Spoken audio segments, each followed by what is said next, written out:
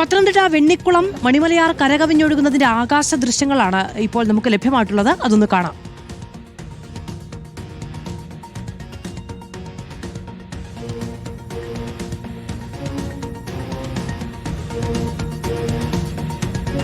ഇപ്പോൾ ആറ് ഏതാണ് നാട് ഏതാണ് എന്ന് തിരിച്ചറിയാൻ കഴിയാത്തൊരു സാഹചര്യം തന്നെയാണ് പത്തനംതിട്ടയിൽ പലയിടങ്ങളിലും ഉണ്ടാകുന്നത്. വെണ്ണിക്കുളത്താണ് ഈ ദൃശ്യങ്ങൾ ഉണ്ടാകുന്നത്. മണിമലയാർ കരകവിഞ്ഞ പ്രദേശമാകെ വ്യാപിച്ചിരിക്കുന്ന ദൃശ്യങ്ങളാണ് നമുക്കിപ്പോൾ കാണാൻ കഴിയുന്നത്. ഇതാണ് പ്രശ്നം. ഇനിയിപ്പോൾ ഈ വെള്ളമൊക്കെ ഒന്ന് ഇറങ്ങിപ്പോകണമെങ്കിൽ അധിക സമയം എടുക്കുമെന്നുള്ളതാണ്. മഴ തുടർച്ചയായി മാറി നിൽക്കേണ്ടതുണ്ട് ഈ വെള്ളം ഇറങ്ങണമെങ്കിൽ എന്നുള്ളതാണ്. നമുക്ക് അതിനിടയിൽ വീടുകളും മറ്റു കെട്ടിടങ്ങളും ഒക്കെ കാണാം. അവിടേക്കൊക്കെ വെള്ളം കയറുന്ന സാഹചര്യവും ഉണ്ട്. വെണ്ണിക്കുളം മണിമലയാറിന്റെ ആകാശ ദൃശ്യങ്ങളാണ് നമുക്ക് കാണാൻ കഴിയുന്നത്. പല ടൗണൊക്കെ ഇന്നലെ പൂർണ്ണമായും മുങ്ങിയ സാഹചര്യം തന്നെയായിരുന്നു. നമ്മൾ ഈ ദൃശ്യങ്ങൾ ഇന്നലെയും കണ്ടതാണ്.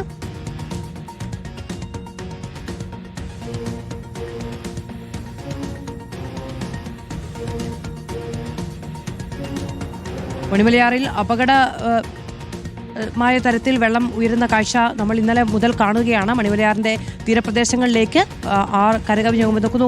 ആ ദൃശ്യങ്ങൾ കാണുമ്പോൾ ഏറ്റവും ദൂരെ വരെയും ഏതിലൂടെയാണ് മണിമലയാർ ഒഴുകുന്നത് എന്നതുപോലും നമുക്ക് മനസ്സിലാക്കാൻ കഴിയാത്ത ഒരു ബ്രിഡ്ജ് അവിടെ അങ്ങേയറ്റത്ത് നമുക്ക് കാണാൻ കഴിയുന്നുണ്ട്. അതുകൊണ്ട് അവിടെയാണ് മണിമലയാർ എന്നുള്ളത് നമുക്ക് അനുമാനിക്കാം എന്നതേ ഉള്ളൂ. ആ ടൗണിന്റെ പരിസര പ്രദേശമാകെ വെള്ളം നിറഞ്ഞ കാഴ്ച നമുക്ക് കാണാൻ കഴിയും. ദൂരെ ആ ബ്രിഡ്ജ് നമുക്ക് കാണാൻ കഴിയും. ഏതാണ്ട് ആ സ്ക്രീനിന്റെ സെന്റർ ഭാഗത്തായി ഏറ്റവും മുകളിൽ. അതുകൊണ്ട് അവിടെയാണ് ആറിന്റെ ദൃശ്യങ്ങളെന്ന് കാണാം. പക്ഷെ വെള്ളം കയറി കിടക്കുന്നത് മുഴുവൻ മേഖലയിലേക്കും കയറി കിടക്കുന്നു എന്നതാണ്. ഈ നോക്കൂ, ഇപ്പൊ നമ്മൾ ഈ ആകാശ ദൃശ്യങ്ങളിലൂടെ കാണുന്നതുകൊണ്ടാണ് ഇത് എത്ര വലിയ മേഖലയാണെന്ന് നമുക്ക് അനുമാനിക്കേണ്ടി വരും. ഇത് കിലോമീറ്ററുകളോളം കിടക്കുന്ന സ്ഥലം മുഴുവനുമാണ് വെള്ളത്തിനടിയിലേക്ക് പോയിരിക്കുന്നത്. റോഡ് മാത്രമാണ് പുറത്തുള്ളത്. അതിന്റെ താഴ്ന്ന പ്രദേശങ്ങളാകെ വെള്ളത്തിലാണ് എന്നത് നമുക്ക് ഈ ദൃശ്യങ്ങളിൽ നിന്ന് വളരെ വ്യക്തമായി കാണാൻ കഴിയും.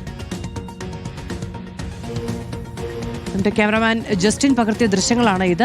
മണിമലയാർ കരകവിഞ്ഞ് എത്രത്തോളം വലിയ നാശനഷ്ടങ്ങളാണ്, എത്രത്തോളം ഭീതിതമായ സാഹചര്യമാണ് ഉണ്ടാക്കിയിരിക്കുന്നത് എന്ന് ജസ്റ്റിന്റെ ദൃശ്യങ്ങളിൽ നിന്ന് നമുക്ക് വ്യക്തമാക്കും.